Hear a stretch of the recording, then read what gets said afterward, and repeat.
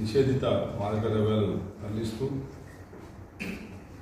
పట్టుబడిన ఇద్దరు వ్యక్తులను అదుపులోకి తీసుకొని కారులో నుండి 12.3 గ్రాముల కొకైన్, 3.2 గ్రాముల MDMA మరియు 3.1 గ్రాముల గాంజా పౌడర్ను ఉపయోగించి కారును మరియు ఇద్దరు వ్యక్తులను అరెస్ట్ చేసి దర్యాప్తు చేయడమైనది. ఇది డిచ్పల్లి పోలీస్ స్టేషన్ పరిధిలో జరిగింది. ఈ క్రైమ్ నెంబర్ 1/2024. దీని డీటెయిల్స్ ఏంటంటే, నిన్న రాత్రి 21:40 నడిపల్లి తాండా దగ్గర NH-44 పై ఇట్లా ఈ ముద్దాయిలిద్దరు ద్వారంపూడి విక్రమ్ మరియు షేక్ ఖాజా మొహిద్దీన్ ఇది ఢిల్లీ నుంచి హైదరాబాద్కు ఇది వాళ్ళ ఉపయోగ నిమిత్తం రవాణా చేస్తుండగా ఇన్ఫర్మేషన్లో పట్టుకున్నాము.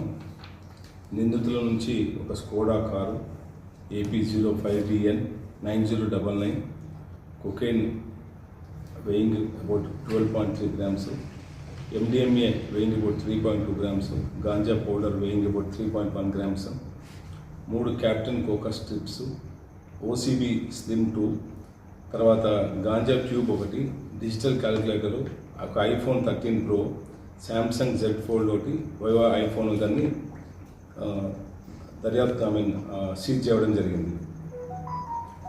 ఈ కేసుని మన నిజామాబాద్ కమిషనర్ గారు శ్రీ కల్మేశ్వర్ గారు పర్యవేక్షణలో సిఐ కృష్ణ, సిఐ డిచ్పల్లి, తర్వాత ఏసీపీ కిరణ్ కుమార్ గారి ఆధ్వర్యంలో ఇన్వెస్టిగేషన్ జరుగుతుంది.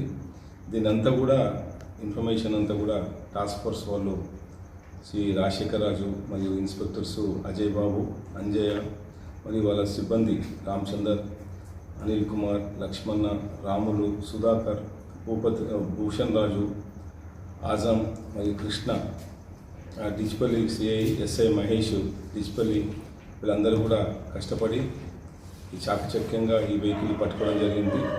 ఇందు మూలంగా ప్రజలందరికీ తెలియజేయడం ఏంటంటే, ఈ నూతన సంవత్సరం రోజు ఈ జరిగిన ఈ కేసు కాకుండా వాటి మూలాలు కూడా కనుక్కొని వాళ్ళందరూ కూడా అరెస్ట్ చేయడం జరుగుతుంది.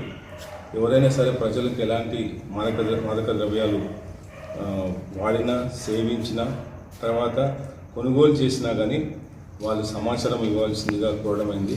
వాళ్ళ సీక్రెట్, వాళ్ళ పేరు, వాళ్ళ ఇన్ఫర్మేషన్ అంతా కూడా గోప్యంగా ఉంచుతాము. ఈ ఇన్ఫర్మేషను డయల్ 100కు, తర్వాత TS NAB నెంబర్ 8712671111కు, తర్వాత మన కంట్రోల్ రూమ్ నెంబర్కు 8462260900కు ఇవ్వాల్సిందిగా కోరుచున్నాము.